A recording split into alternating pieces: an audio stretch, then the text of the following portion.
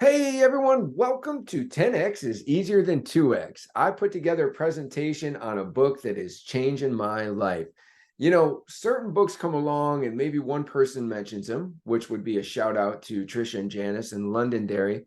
They heard about this book on a podcast and started to read it and recommended it to me.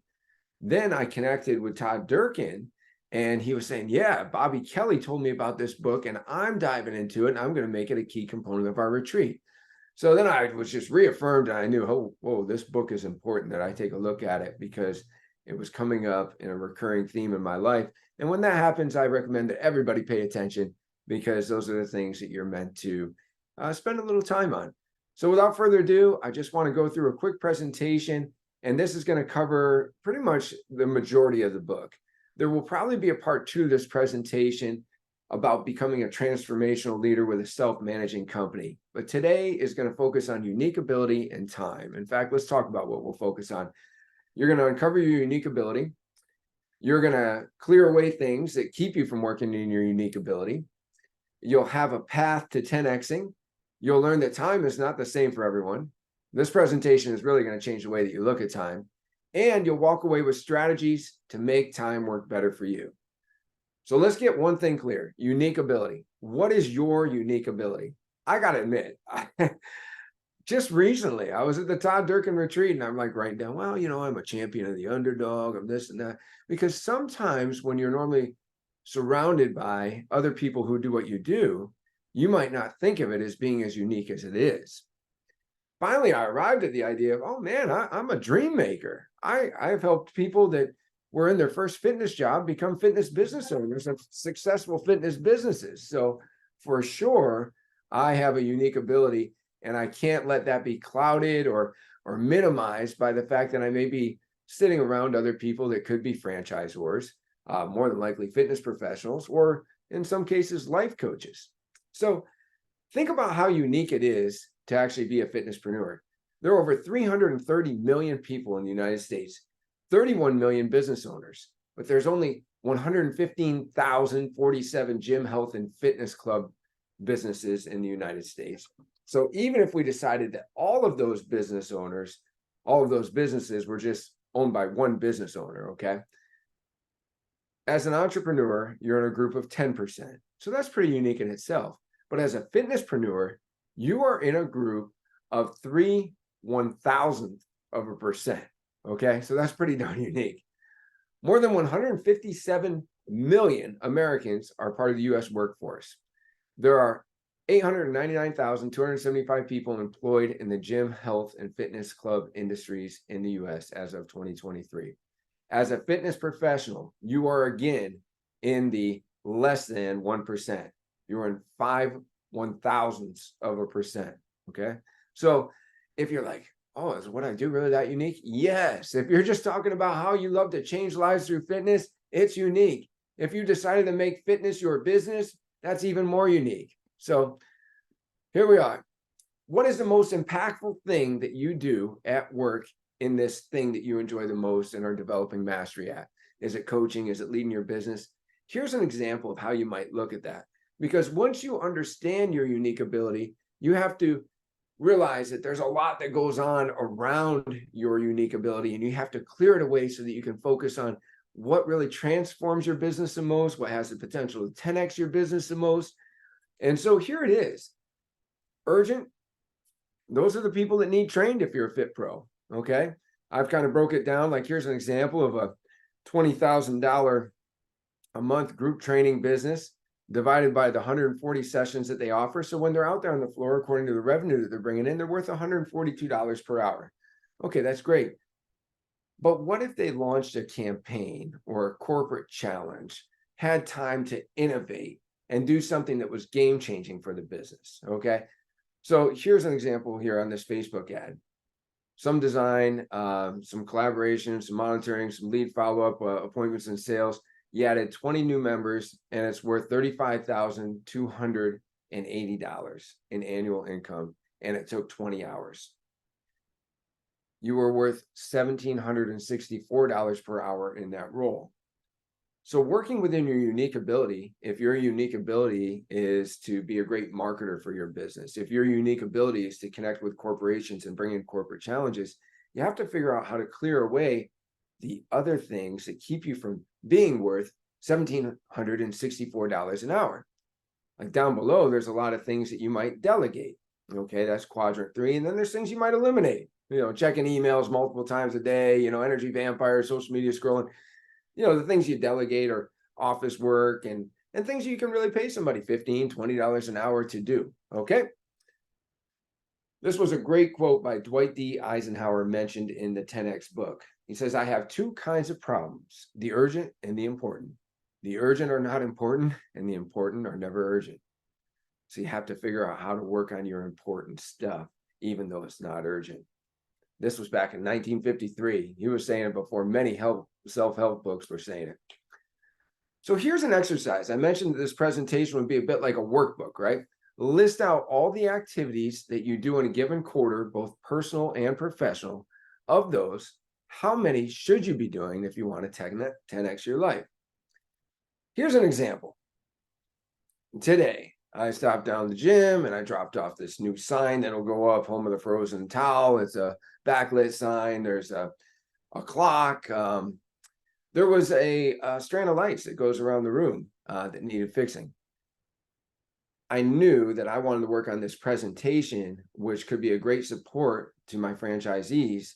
And so I had to determine that I wouldn't spend time doing that I'd contact somebody who could do it for me so that I could come and do this, which, if applied, will change your business by the tens of thousands of dollars, which will give you more personal freedom than you currently have. So I knew where my important role was. And that's the idea of listing your current activities and then listing what my future activities look like if I was going to 10x my life. Like, you might even hire somebody under the category of personal activities to mow your lawn because, well, you pay them X amount and then you can go make a profit with what you're worth per hour. Okay. So here we go. A look at your typical location. I did this in case you're like, well, what are the tasks? Let me think. Boy, it's tough to group them all together.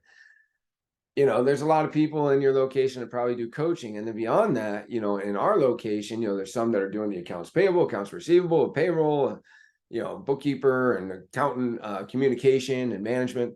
There's people that are handling the sales appointment, the membership management, preparing KPI, customer care reports, email campaigns, text campaigns, communication management, event management.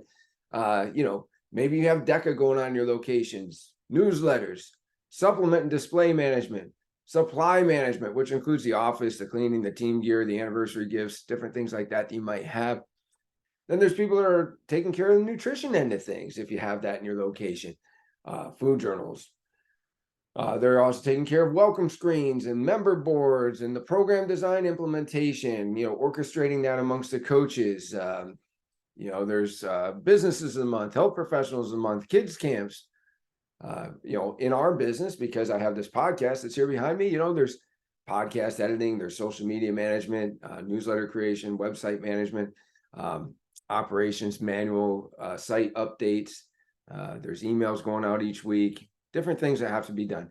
So I had to find people that could lead in those areas so that I can lead in the area. If you look over on the far left, I still do some coaching. And whether I'm doing this business coaching today or coaching somebody on the floor, it's all coaching, right? I create marketing plans. I do R&D. We have to innovate. We're not the same business that we were 10 years ago. And 10 years from now, we won't be the same as we are now, right? So research and development. I have done that with Train With Me and Body Evolver and now my studio. And I'm actually coordinating with Amazon right now because Amazon has a powerful device for checking in. I have to have time to do that. So I have to clear away the other things. I hire, I fire, I train, I support people in their roles. And then I also have other things that I'm able to do that are beyond the business. And I'm able to do them beyond that location that we own because I have people helping me in these roles. So it could be franchise support or podcasting or life coaching or speaking or speaker products, all kinds of things like that, right? Here's a great quote by Peter Drucker. Productivity is about not spending any time on the work of others and all your time on the work that the good Lord has fitted one to do. That's unique ability. You have to really continue to look at like, what's the 20% most important thing that I do? And let me clear away the other 80%. If you hired an assistant, what is the 20% you should do? And the 80% your assistant should do?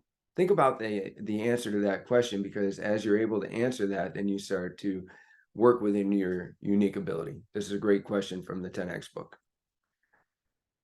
Now, Dan Sullivan says that we need to uncover our 10X past to clarify our 10X future. Let me give you an example, because, when you start thinking about 10X, you might be like, have I ever 10X'd anything in my life? And as I share my examples, think about your own. For me, when I went from getting fired in 2012 to starting my own business in 2013, that was an example of 10Xing my life, right? I went from unemployed to business owner. When we grew from 14 clients to over 400 clients, and we did that in just over a year. Well, that was certainly an example of more than 10X, right? 140 would be 10X, right? I mean, we were 30X then. In the next 4 years, we grew to 5 locations. I know that that's only 5X, but in many ways it was 10X when you think about membership population and financials and things like that.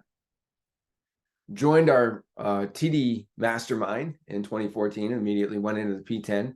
That is a bit of a 10X group, similar to the Impact X of today. 2014 became a presenter in the fitness industry and starting in the mentorship and then graduating to presenting for every major fitness conference. I mean, IDEA, IRSA, SCW, all the way across the ocean to Portugal Fit. So many. Now Perform Better. Love Perform Better. I wrote the book Journey Fitness with my wife, and then we found out that coaches would also like to be authors and people would like to be featured in a book. So then we 52x'd it into 52 amazing journeys, the journeys of our members. So from giving people their first job in fitness to helping them grow into fitness business ownership, these are some examples right here that are times in my life where I've 10x'd. I want you to think of your own examples. And so describe a 10x moment in your life, listing 5 steps that got you to this moment, right? You heard me start off with the business ownership, right? So I had to get fired, and then I had to take a few steps. I had to meet with this landlord and develop a business plan, and then get a high interest loan for equipment and launch some marketing, which back then was through newspaper, right? There was 5 steps that came to the launch of the business, right? So they don't have to be perfect. They're just milestones along the way. Because again, when you can clearly see your past, you can clearly look ahead to your future. So once you've done that, what path will you take to your next 10x?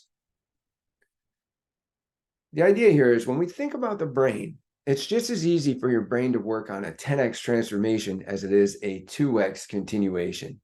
My favorite question is fill in the blank. The impossible dream for my business would be impossible unless blank. List out the conditions that would have to happen for the impossible to be possible. This is actually where my intro to this book began, where Trisha and Janice were kind of playing this game with me, and we were figuring out ways to double their membership. You see, once you can set your mind to a certain course, your eyes can only see and your ears can only hear what your brain is looking for. Let me say that again. Your eyes can only see and your ears can only hear what your brain is looking for. That is called the reticular activating system. And what actually happens is that because we've now set an intention, we become more aware of the opportunities around us to make that intention a reality. It's like manifestation. So what is your 10x dream? What are 5 steps to get you there? Okay. If it's adding 150 members over the next few months, what are those steps that will get you there? Maybe we'll talk about this in a minute, but think about it for a minute. Even pause this video and fill this out, print it out, fill it out. Because here's some 2x thinking. If we're going to double our membership, that's where Londonderry and I had this impossible dream conversation. Example, double our membership in 3 months. 2x thinking is like, well, we could have a bring a friend month. Okay, that's 2x thinking, because In a Bring a Friend month, you don't get flooded with referrals, you get some referrals. But we said, what if we created a Bring a Friend lotto, taking several people on a cruise who brought friends? Now, all of a sudden, when you bring a friend, you might be going to the Bahamas, right? Okay, that's 10x thinking, right? You might say, well, we need to visit more businesses, connecting locally, one-on-one, with a health professional of the month, a business of the month. But what if I created an event? They got hundreds of major influencers in the room.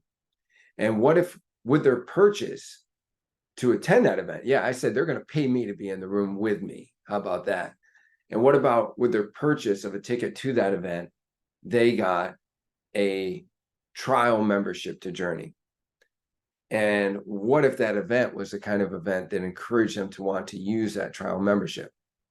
Last year, we had an adult prom. It sold out 2 months in advance. When we went to a dress store to buy a dress for my wife to wear that night, buy a dress for Cindy to wear, what wound up happening was the people that we were checking out were like, oh, what's your event? And we're like, oh, we're going to this prom that Journey's hosting at the Radisson. They're like, oh, really? Us too? Like, and so we're like, really? What Journey do you go to? And oh, we don't go to any Journey. We just saw it on Facebook. And so we bought tickets.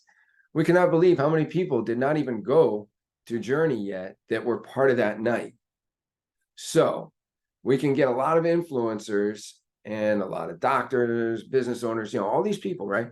We can get them in a room for a night, like an adult prom, wanting to look and feel their best.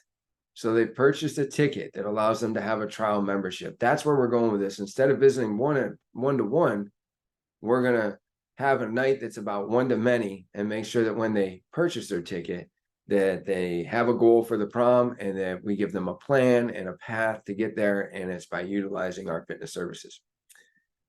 And then, 2X thinking could be having a Facebook ad promoting a challenge or a member challenge. But 10X thinking might be, what can I do to tap into this corporation and get 100 plus participants in a challenge from a major corporation? That's where, when I showed you earlier those quadrants, and over here in the upper quadrant 2 was where you're taking time to go out and connect and make that challenge happen. But if you're just bogged down in all the day-to-day of your business because you're like a level 1 type of business where you're doing a lot of micromanaging and you don't have a lot of self-management, all those kind of things, you can't get out there and get it done.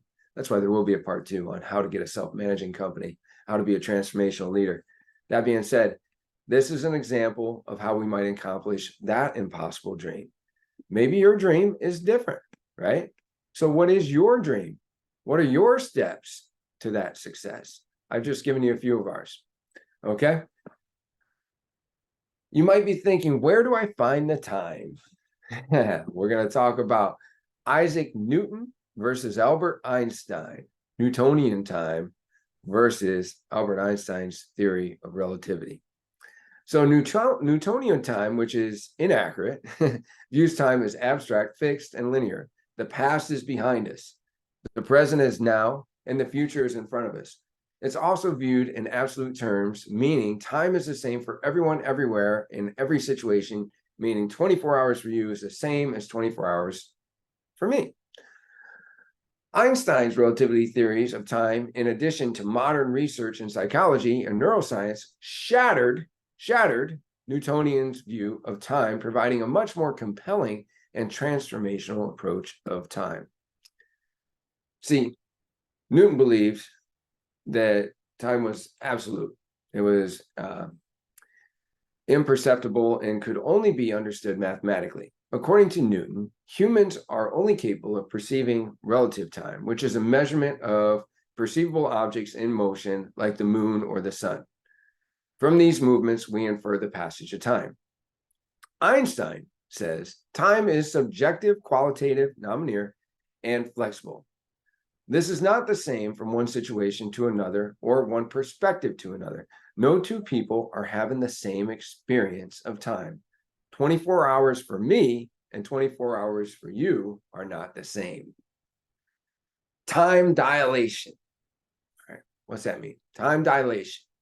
Time expands and contracts based on the speed and distance an object moves through space in a given direction. The faster an object moves, the slower time goes for that object relative to other objects. Time dilation is a slowing down of time as an object increases its velocity through space. The more you can experience in a given amount of time, the further you have traveled, the more your time has been dilated or stretched. We've all seen probably cartoons or different instances, maybe watched a video or maybe read something to where what you were reading was, okay, somebody traveled at the speed of light, and so while everybody else aged, they didn't, right? Because they were traveling faster than the speed of light. This is what we're talking about when we talk about time dilation. Here's another example of it that's a little bit simpler to understand. In the 1800s, pioneers spent 8 to 12 months walking across the plains, pulling hand carts to get them from the east to the west of the United States. Today, you can cover the same distance in 4 to 6 hours on an airplane. Thus, we've dilated time by the thousands, covering the same distance in a fraction of the time. Here's a great Einstein quote.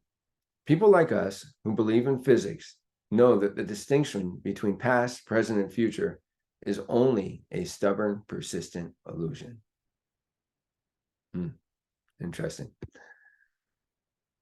The ancient Greeks had two words for time. There was kairos and chronos. After you're done learning about this, you're going to want to be on kairos time. Chronos is chronological and sequential. Kairos signifies a period or season, a moment of indeterminate time where an event of significance happens. Chronos is quantitative. Kairos has a qualitative or permanent nature. Kairos is an ancient Greek word meaning the right or opportune time. Kairos is what many philosophers and mystics would refer to as deep time. This is a time where we're talking about where the world seems to stop entirely. It can be measured in deep exhales. It can be a shared laugh, a colorful sunset, a courageous moment. You move forward untethered by any clock or calendar. Time is holistic, flexible, and transformative. So thriving in Kairos life in Chronos time. See, if you're in Chronos time, you're busy being busy. But if you're in Kairos time, you have only 3 objectives, and they're a little bit beyond your current skill set, right? You're stretching within that unique ability. In Chronos time, you have an extensive to-do list because you're busy being busy. But we know that if we have a bunch of things on our to-do list and we're not going deep on anything. In Kairos time, when you complete your objectives, you just go recover 10x.